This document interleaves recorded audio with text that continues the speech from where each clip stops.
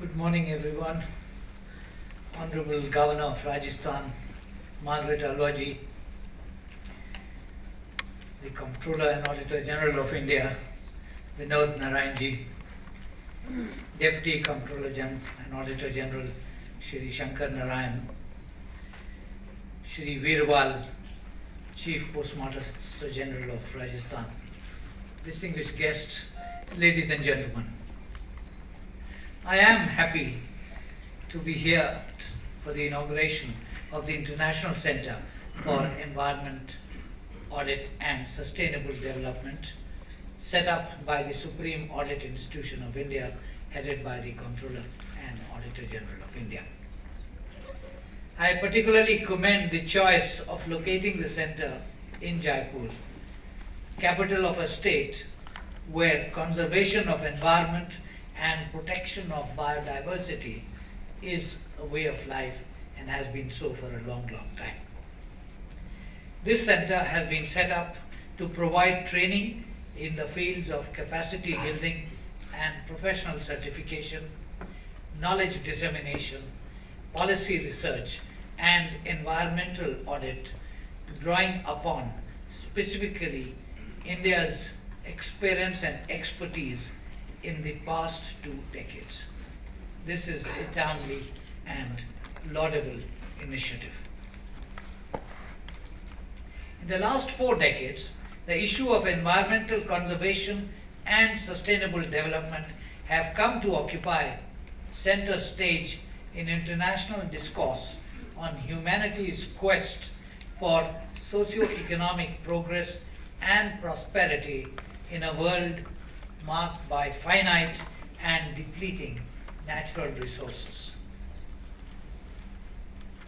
The impact of indiscriminate human action and insatiable consumption on global environment has manifested itself in what is widely accepted as the phenomena of climate change. This has been coupled with rapid depletion or pollution of natural resources. The high social, economic, and political cost of environmental degradation and climate change is clear to all, even though the international community continues to debate on how to tackle climate change and who should foot the bill for ensuring sustainable development. It is now universally recognized that the conventional measure of gross domestic product is insufficient to measure the true well-being of nations, because this does not take into account the environmental damage caused by production and consumption of goods and services. This has to be factored in to arrive at a true measure of the increase in total production in the economy. It is equally true that sustainability of economic development critically hinges on the protection of environment. It is therefore imperative that we preserve and protect the environment while pursuing the essential goal of growth and development. Friends, for us in India, challenges of impeding the pace of environmental degradation are formidable due to the necessity of maintaining high economic growth for a large population and its unmet and growing basic needs emanating from urbanization and industrialization. From this arises the need to pay greater attention to management of all natural resources. Part of the answer is to put in place sound eco-friendly policies and robust regulatory framework to ensure their effective implementation and strict adherence. Appropriate pricing of natural resources, making pollution costly for the polluter, would also be a necessary condition for preservation of environment and for sustaining growth in the long run. These steps can contribute towards protecting environment and human health, supporting green technologies, and boosting green private investment and jobs. These endeavors would need to be global, involve governments, corporate sector, and citizens. The importance of this was realized as early as the fourth five-year plan in the period 1969-74, wherein the need to introduce the environmental aspect into planning and development was emphasized. In subsequent years, domestic policies have been tailored to take into account the environmental impact assessments.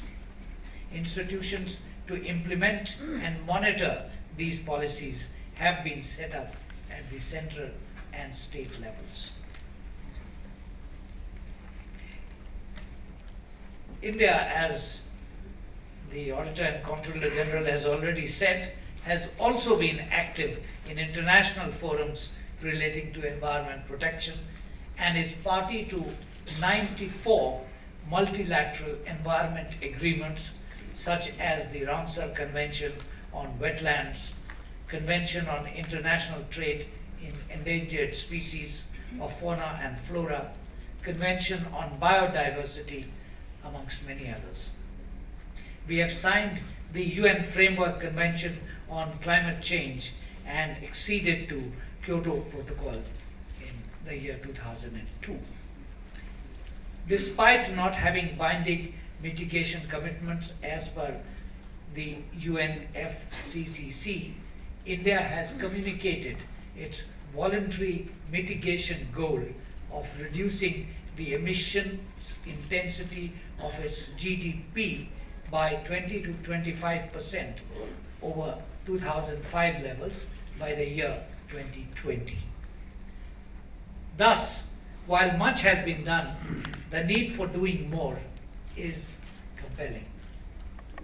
Cognizant of the challenges that lie ahead, government has spelt out the following vision for the future of the 12th five-year plan, which will be factored in all social and economic programs and projects, and I quote, managing environment, forests, wildlife and challenges due to climate change for faster and equitable growth, where ecological security for sustainability and inclusiveness is restored, equity in access to all environmental goals and ecosystem services is assured through institution of people's participation, and a future in which the nation takes pride in the quality of its environment, forests, richness of its biodiversity, and efforts by the state and its people to protect, expand, and enrich it for intra and intergenerational equity and welfare of the local and global community. End of quote.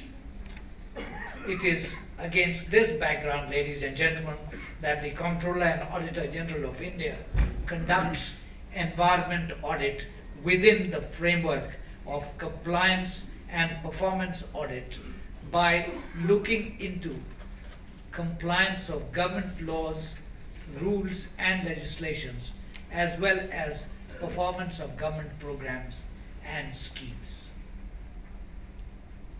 The importance of environment audit has been compounded by the ever-increasing expenditure on protection and conservation of environment.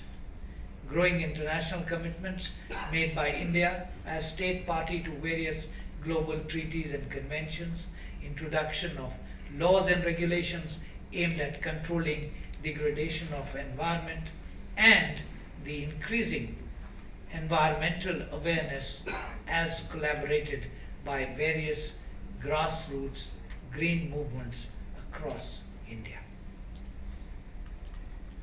The CAG has a very important role to play in this regard, not only to comment on effectiveness of rules, regulations and programs for conserving the environment, but also to offer concrete recommendations to the executive for improving environmental governance. Some of environment reports of the CAG, such as management of waste in India and water pollution in India, have given a new insight to the executive in improving environmental governance in these areas. I am confident this good work will be continued. The CAG is already an important member of the steering committee of the International Organizations of Supreme Audit Institutions and of its working group on environmental audit. The creation of this center here and its emphasis on research to upgrade knowledge and skills will further strengthen India's role in this important body. Finally, I congratulate the Comptroller and Auditor General for this timely initiative.